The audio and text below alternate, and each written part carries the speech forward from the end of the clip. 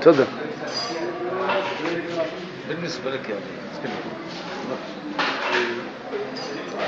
أنا قبل اللقاء تفضل. كنت متمني أنه أزور المغرب وأزورك إليك خاصة. هذا كان رغبتي، هي الرغبة المهمة في الزيارة، والحمد لله التقينا. كنا سعداء جدا. أنا سعيد بهذا اللقاء وأعطيتني صورة وافية عن المغرب، ويشرفني دائما أن أزور المغرب وأكون بصحبتك. بالنسبة للأخ فهو عراقي في النرويج، فهو صديق حميم، فتعرفنا عبر اليوتيوب وعبر الانترنت، وكان يعني فكرة عنده المغرب. بصراحة فسرت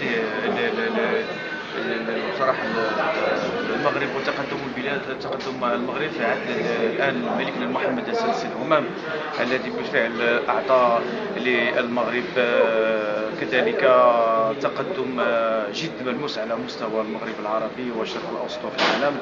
ونحن جنود مجندين وراء صاحب الجلالة الملك محمد السادس، لأننا نحن فرحانين وفخورون بصياغة الشعب المغربي دستوره الجديد الذي أعطى قوة عالمية ورفرف العالم المغربي على مستوى، بشهادة الأخ، على مستوى المغرب ياك صديقي، على مستوى المغرب العربي والشرق الأوسط. وأن الآن الدول العربية الآن ليس في أمان، ما زالت تتخبط في الأمان والسلم، ما زالت الانحراف تتخبط في صياغة الدستور، لا زالت تتخبط في المشاكل، ليس هناك ديمقراطية.